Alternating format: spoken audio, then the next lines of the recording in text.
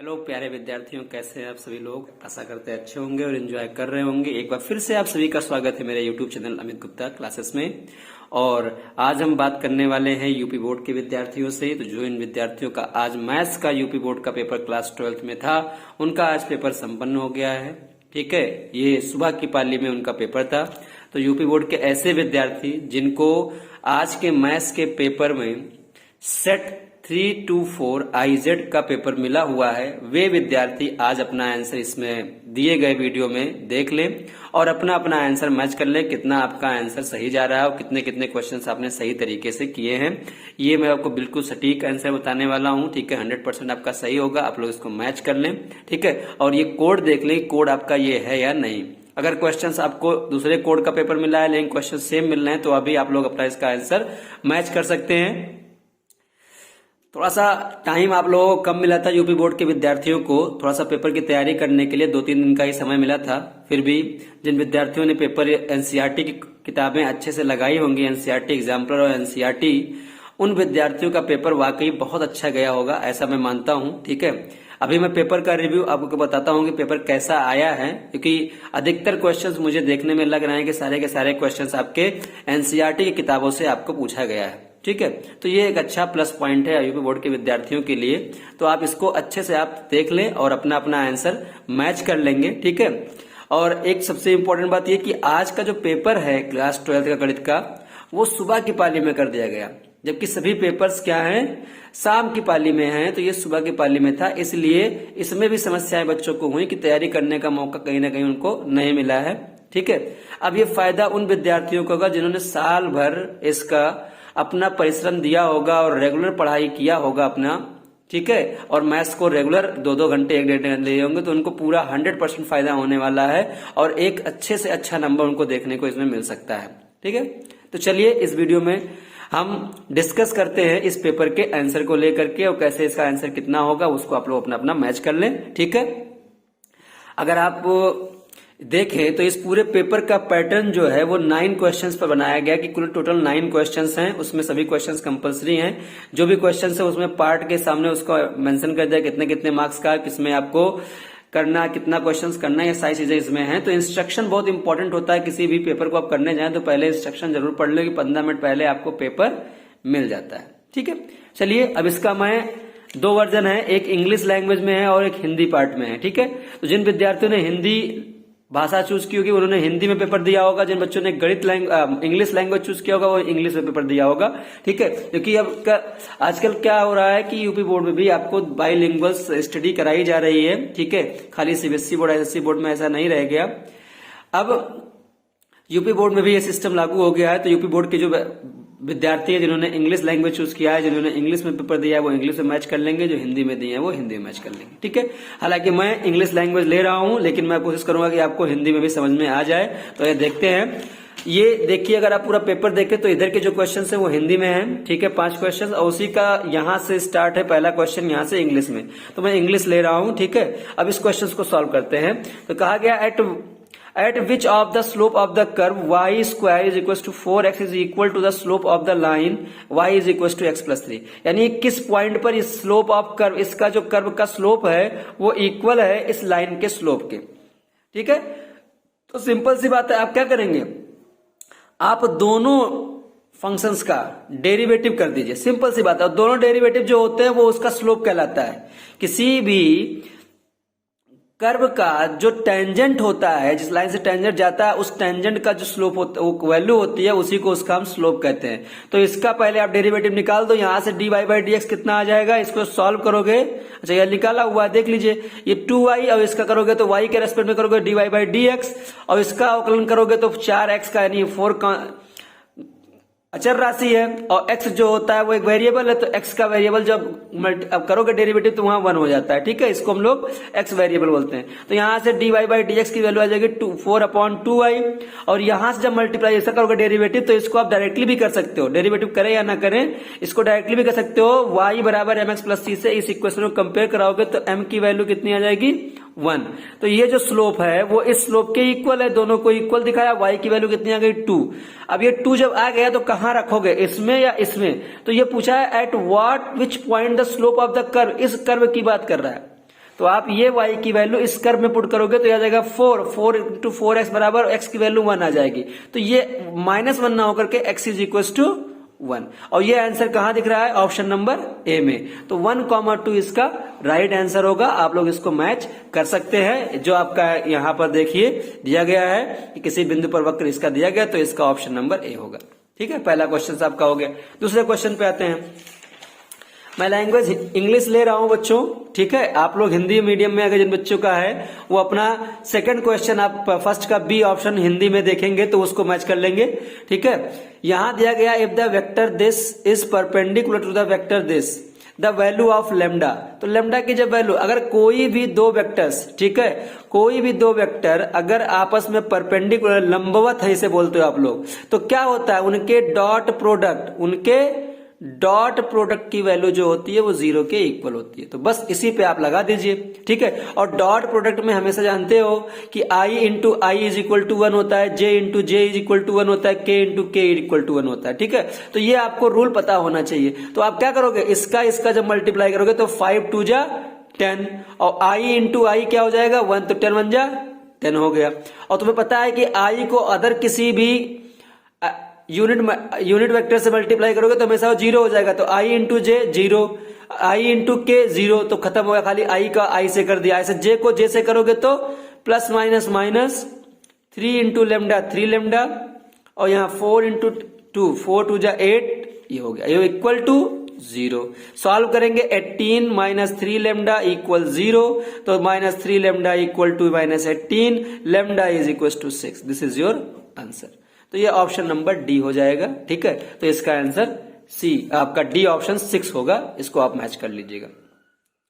इसमें कहा if A is a square matrix and A square is equal to A, then A plus I का whole cube minus 7a will B.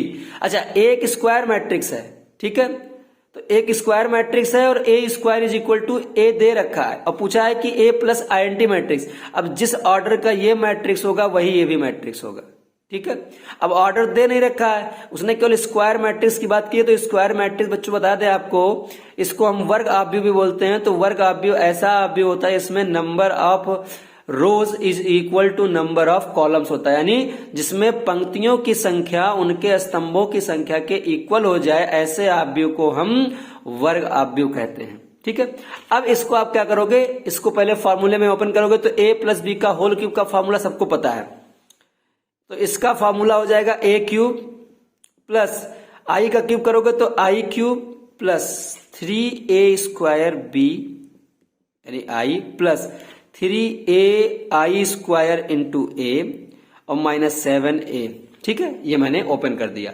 अब तुम ध्यान से देखो कि इसको मैं a क्यूब को a स्क्वायर इंटू a लिख सकता हूं, और प्लस आई क्यूब मतलब किसी भी आईएनटी मैट्रिक्स का पावर क्यूब निकालोगे तब भी वो आईएनटी मैट्रिक्स उसी में रहेगा, तो इसका मतलब आई ही रहेगा। प्लस 3a स्क्वायर इंटू आई से मल्टीप्लाई करने पे इतना ही रहने दो, प्लस 3i स्क्वायर का मतलब वहां पर आई होगा 3ai। ठीक है, और ये माइनस 7 है। और आईएनटी मैट्रिक्स को किसी मैट्रिक्स ए से मल्टीप्लाई किया जाता है, प्रोडक्ट निकाला जाता है, तो वो ए ही बन जाता है, ये भी ध्यान रखना।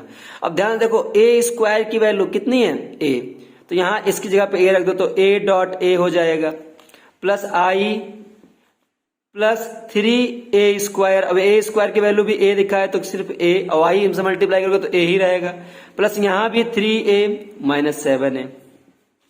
अब ये a स्क्वायर फिर बन गया। अब फिर a स्क्वायर की वैल्यू कितनी रखना है? a, तो यहाँ a हो जाएगा, plus i plus 3a minus 7 है।